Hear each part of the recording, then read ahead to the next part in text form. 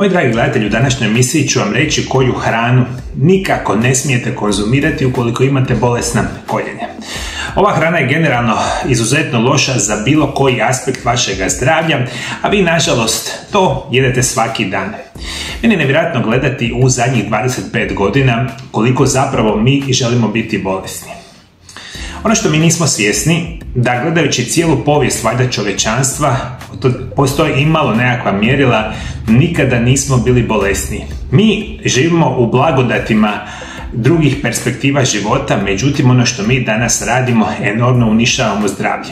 A jedan od ključnih razloga zašto je naše zdravlje izuzetno loše, to je hrana koju mi svaki dan konzumiramo. I vjerujte mi, nakon desetljeća rada sa pacijentima, ova situacija se ponavlja kod praktično svake osobe.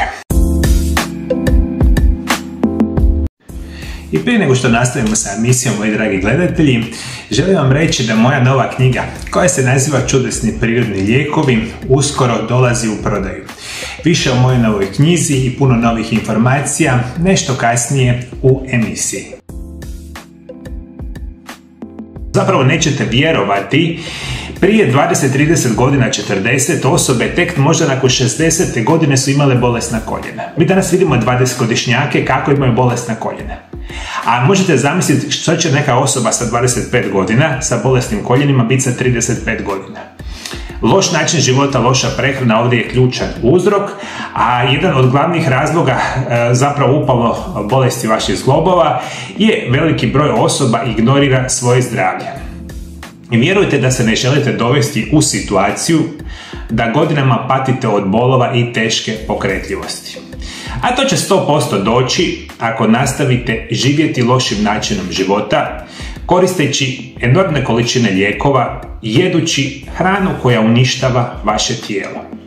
Ako imate prekomjernu tjelesnu težinu, stres i samu nesanicu, to je potpunosti sigurno. Ajde, moji dragi gledatelji, ovdje dole ispod video zapisa komentirajte kako vi liječite možda vaša bolesna koljenja. I da li ste primijetili da neke namirnice značajno pogoršavaju situaciju ovoga tipa. Ajde, molim vas, pišite, komentirajte i ove vaše komentare čitaju osobe iz cijeloga svijeta. Možda ćete zapravo nekome i pomoći. Postoji mnogo namirnica, zapravo većina hrane koju jedete koje uništavaju hrckavicu koljena. Vjerojatno najgora namirnica koju ne smijete jesti je zapravo šećer. I to je namirnica broj 1 koju zapravo ne bi trebali konzumirati ukoliko želite imalo sačuvati zdravlje vašega koljenja i zdravlje hrskavice koljena.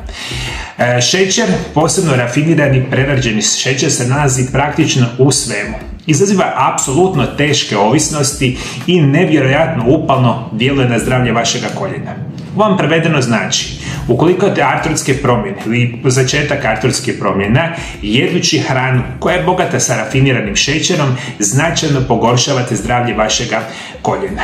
Ono što možemo reći, rafinirani šećer je u suštini šećer koji je toliko obrađen da su iz njega uklonjeni svi njegovi prirodni vitamini i minerali.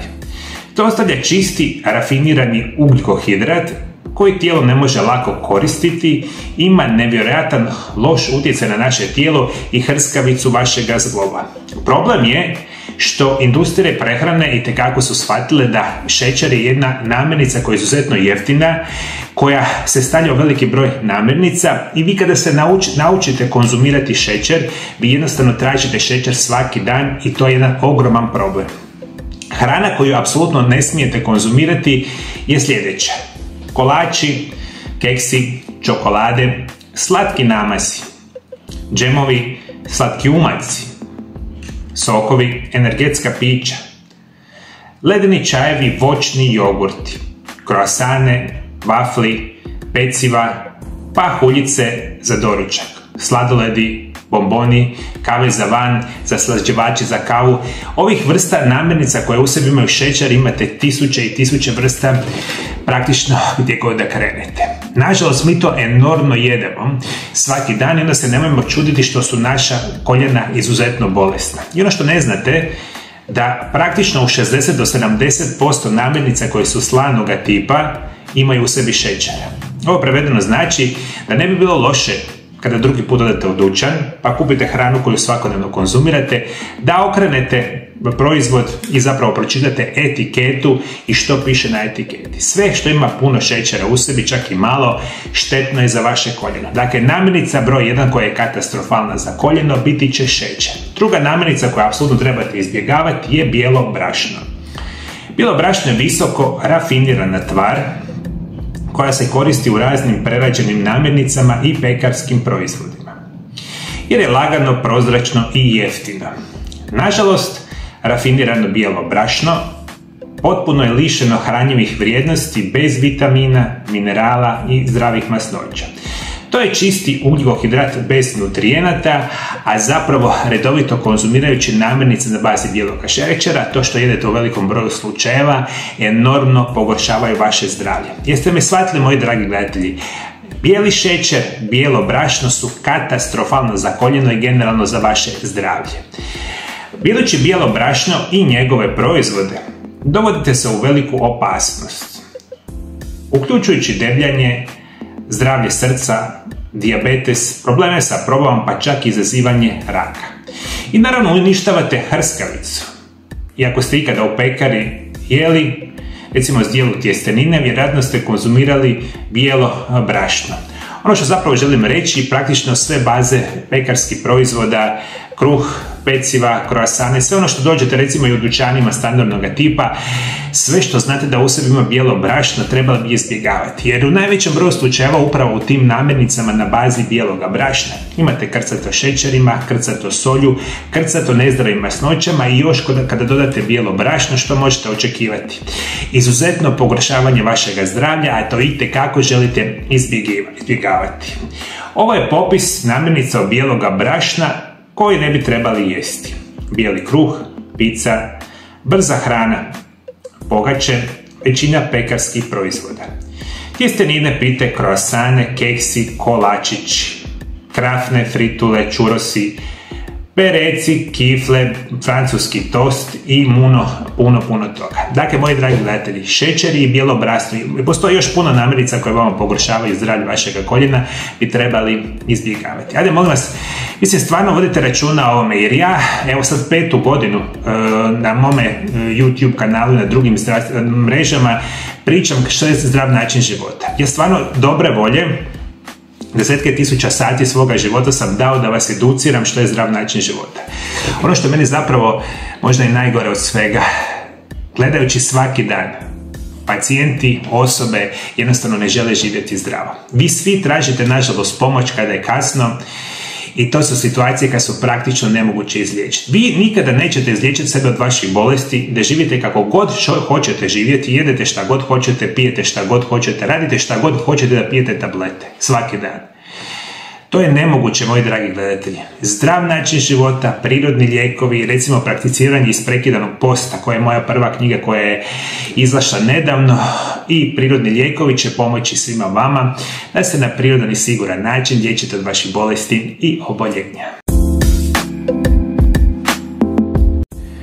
Moja nova knjiga koja se naziva Čudesni prirodni lijekovi, prvi dio, je direktan nastavak na moju prvu knjigu koja se naziva Isprekidani post, tajna zdravlja i dugovječnosti. Ova knjiga je prvi dio serijala u kojem ćete saznati više o bogatoj povijesti korištenja biljaka u liječenju i njihovoj ulozi u tradicionalnoj medicini.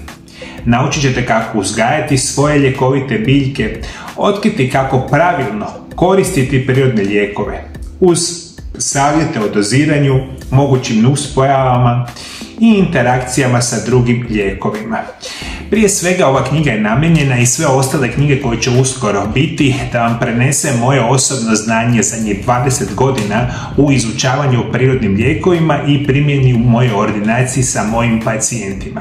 Svi vi koji želite biti zdravi, koji ne želite koristiti kemijske lijekove koji imaju nevjerojatan broj nuspojava, koji ne želite ići na operacije, koji ne želite dobivati kemijske injekcije koje vam apsolutno ništa ne pomažu, ova knjiga će biti izvanredna za vas.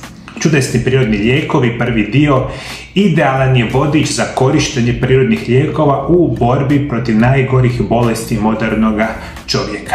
Ono što želim da znate, ova knjiga sada će odmah izaći na hrvatskom i na engleskom jeziku. Na ostalim jezicima ćemo to napraviti tijekom godine, međutim najbitnije informacije su za danas, da od 1.5. na mojoj internetskoj stranici koja se naziva Mario Lab HR moći ćete kupiti moju novu knjigu. Knjiga službeno izlazi 10.5. i onda je počinjemo slati u cijeli svijet. Od 1.5. do 31.5. poklanjamo 15% popusta na novu knjigu. Za sve koji žele kupiti moju prvu knjigu, Isprekidani post, tajna zdravlja i dugovječnosti, zajedno sa mojom drugom knjigom, Čudesni prirodni lijekovi, prvi dio, u paketu, 2 knjige zajedno, u razdoblju od 1.5. do 31.5. odobravamo popust od 25% i to je moj poklon svima vama. Dakle, nova knjiga u mjesec dana biti će na popustu od 15%. Ako kupite oba 2 knjige u paketu, dobit ćete 25% popusta. Sve i puno više informacija pogledajte na Mario Lab HR.